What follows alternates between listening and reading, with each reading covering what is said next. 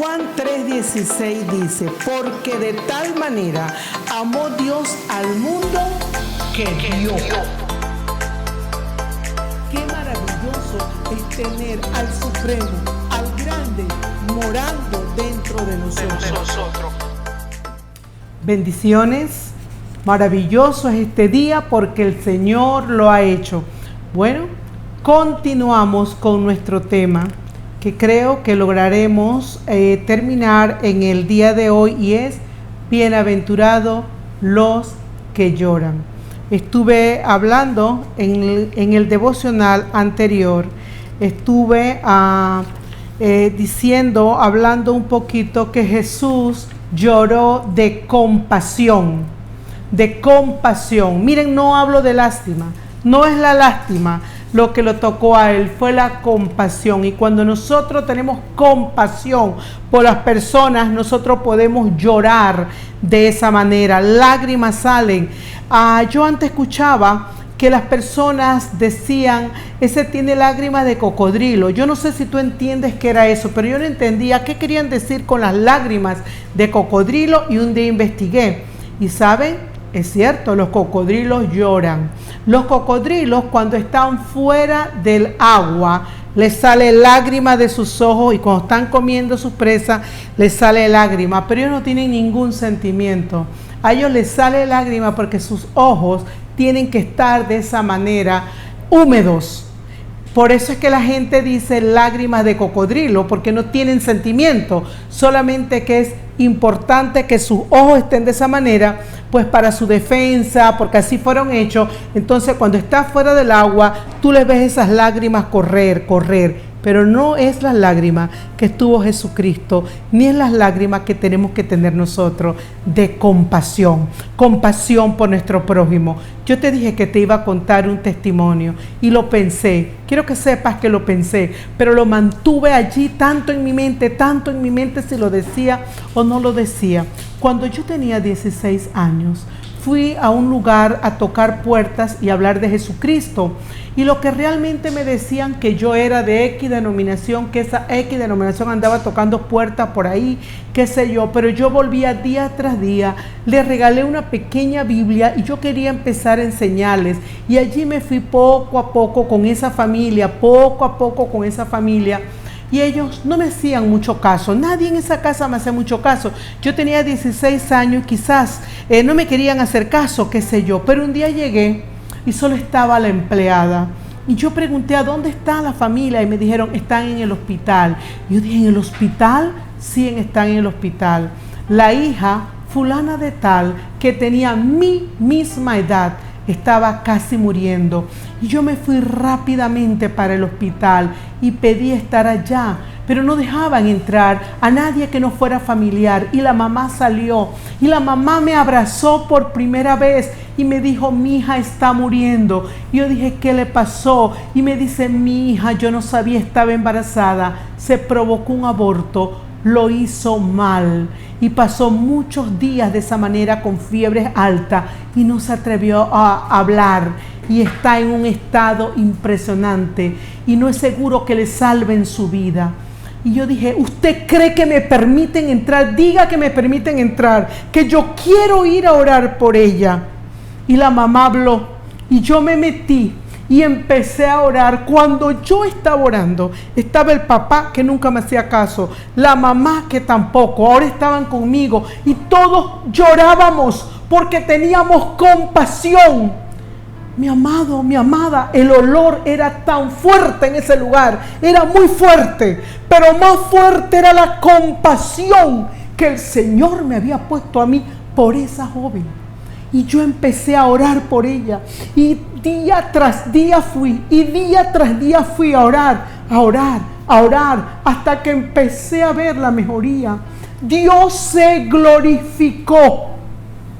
Los doctores dijeron, nunca podrás tener un hijo por lo que hiciste, pero salvó su vida. Y cuando yo estaba hablando de compasión, esto que ocurrió cuando yo tenía 16 años, vino a mi pensamiento, algo que yo no me acordaba. Y yo te lo digo ahora, es porque si vino a mí, es porque Dios quería que yo te hablara de eso. Entonces es importante el sentir esa compasión por la demás persona. Tenemos que sentir ese dolor para poder hacerlo todo correctamente. Tenemos que hacerlo bien. Tenemos que saber clamar a Dios. Tenemos que meternos en la necesidad de los demás. Tenemos que meternos ahí. La tercera vez, Jesús lloró, y esas lágrimas fueron lágrimas de pasión. Esta es la tercera vez que Jesús lloró. En Hebreos 5:7 lo dice: y Cristo, en los días de su carne, ofreciendo ruegos y súplica, escúchame, con gran clamor, ruegos y súplica con gran clamor y lágrimas, al que lo podía librar de la muerte, cuando él estuvo en el Getsemaní. Dice la Biblia que eran como grandes gotas de sangre. Él estuvo allí clamando, él estuvo ahí llorando. ¿Por qué? Había compasión dentro de él, había una pasión, perdón. Este fue un lloro por pasión. El anterior fue por compasión. Este es por pasión, por sumisión, por lo que él vino a hacer. Él sabía lo que él vino a hacer y estaba allí antes del momento cumbre. Y estuvo allí, dice la Biblia, y él lloró. Y él pidió en medio de esa angustia. Él no dijo: Señor, detén esto. Señor, para esto. No lo voy a hacer. No. Él oró y dijo: para que sea hecha tu voluntad. Para que sea hecha tu voluntad, oh Santo Dios. Que nuestras lágrimas sean así también. Que nuestras lágrimas sean para que la voluntad de Dios sea hecha. Él aprendió obediencia y vino a ser el autor de eterna salvación, porque aprendió obediencia. Y así es para todos los que le obedecemos. La pasión nos hace llorar. Salmo 126, 5 dice así, escucha esto: los que sembraron con lágrimas, con regocijo segarán. Irán andando y llorando. ¿Ves? Irán andando y llorando. Bienaventurado el que llora, pero no porque quiere una casa. Yo estoy llorando, Señor, lloro porque la casa no es la que yo quería. No, yo estoy llorando porque no tuve el carro que yo quería. Yo estoy llorando porque no fui a la universidad. No, irá andando y llorando el que lleva la preciosa semilla, mas volverá a venir con regocijo trayendo sus gavillas. Tremendo. Estas son lágrimas que nos envuelven a nosotros. La palabra es preciosa, semilla. La palabra es semilla, preciosa semilla. La palabra es preciosa semilla. Hay veces que nuestros familiares, el hijo, el esposo, los familiares más cerca, los amigos, gente que tú amas, rechazan esa palabra.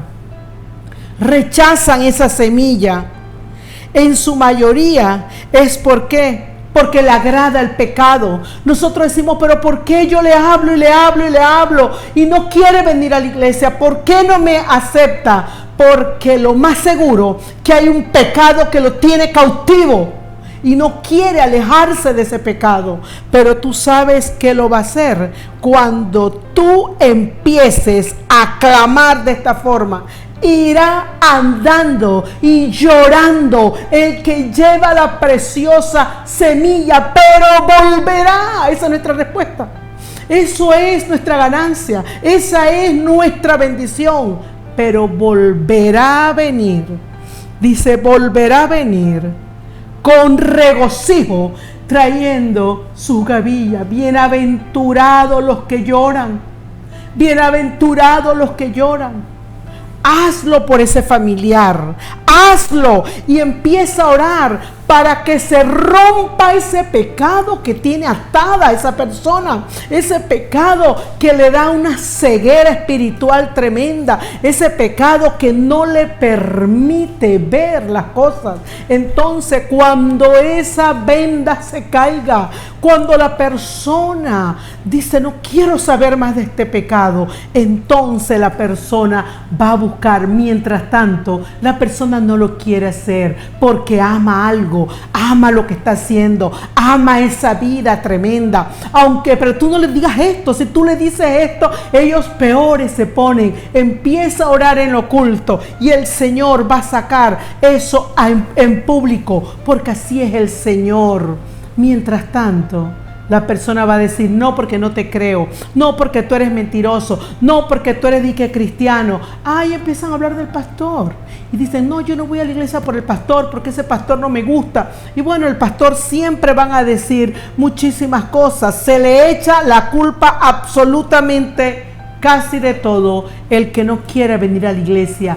Pero no te enfrentes a eso, habla la palabra, pero empieza a clamar. Empieza a clamar, empieza a llorar, empieza a gemir delante de Dios para que no sea hecha. A veces nosotros queremos que las cosas sean hechas a nuestra manera, pero el Señor Jesús no oró eso. Dijo que sea hecha tu voluntad, que sea hecha tu voluntad. Y escúchame, en el tiempo preciso de Dios, en el tiempo preciso de Dios, va a ocurrir algo tremendo. Va a ocurrir un de repente de Dios, un de repente de Dios. Pero yo te animo a que no le digas a la persona es que llore por ti, es que yo estuve clamando, porque entonces nos estamos dando golpe de pecho y decimos por lo que yo hice tú te salvaste, porque lloré tú te salvaste. No digas eso. Esa obra la hizo el amante Espíritu Santo de Dios. Él hizo esa obra. ¿Y cuántos oraron por ti? Seguramente algunos estuvieron orando por ti. Hay que orar con pasión.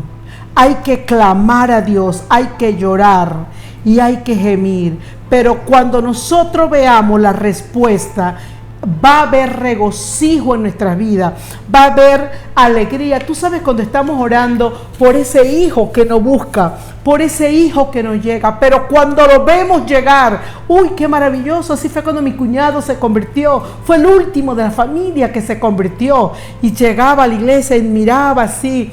Yo sé que nuestros familiares que escuchan esto se van a acordar, pero el día que pasó adelante y aceptó al Señor Jesucristo como el Señor de su vida y se hizo una nueva criatura, todos estamos felices. Todos estamos felices por lo que Él hizo. Esto es maravilloso. Entonces, bienaventurados los que lloran, porque ellos encontrarán, ellos tendrán consolación. Recuerda, no es lágrima de cocodrilo, es una lágrima por lo que Dios pone en tu corazón y tú vives lo que Dios puso en tu corazón. Entonces, tú vas a tener esa bendición de alegría y de regocijo. Bendiciones. Veremos cosechas, veremos familiares transformados y veremos la obra maravillosa que el Espíritu hace en este tiempo. Toda la bendición de Dios para tu vida. Casa de Poder Internacional tiene buenas noticias que darte, y es que a partir del primer fin de semana de junio estaremos abriendo las puertas de nuestro auditorio para nuestras reuniones congregacionales de fin de semana. Es por ello que te pedimos que prestes mucha atención a las indicaciones que te daremos en este video. En cada reunión se implementarán estos protocolos para mitigar, controlar y manejar de forma adecuada el COVID-19. Número 1. Proporcionaremos gel alcoholado en diferentes áreas o puntos del auditorio. Número 2. Tendremos disponible agua con cloro en la entrada del auditorio para la desinfección de la suela de los zapatos. Número 3. Facilitaremos tapabocas a cada servidor que funcione durante el servicio. Número 4.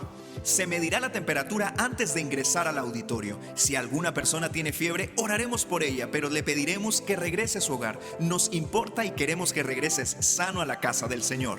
Número 5. Se exhortará a no tener ningún contacto físico y guardar distancia. Número 6. El espacio del auditorio ha sido habilitado para recibir al 25% de nuestra capacidad. Número 7. Salmistas y tañedores en plataforma tendrán que guardar un mínimo de distancia de 2 metros. Instrumentos musicales, micrófonos y utensilios de danza deberán ser únicamente utilizados por la persona que le corresponde y deberá desinfectar antes y después de la reunión. Por último, queremos comunicarte que nuestras reuniones de fin de semana temporalmente han sido modificadas en su horario. Los días viernes de avanzada únicamente transmitiremos en vivo a través de nuestras plataformas digitales, Facebook y YouTube. Y los días sábado hemos habilitado una reunión de 4 a 5 de la tarde. Los días domingo tendremos 2 reuniones. La primera inicia a las 9 y termina a las 10 de la mañana. Y la segunda comienza desde las 11 de la mañana hasta las 12 del mediodía. Guardaremos un espacio de 1 hora entre cada reunión para la desinfección del auditorio. Bendiciones y nos vemos muy pronto, Casa de Poder.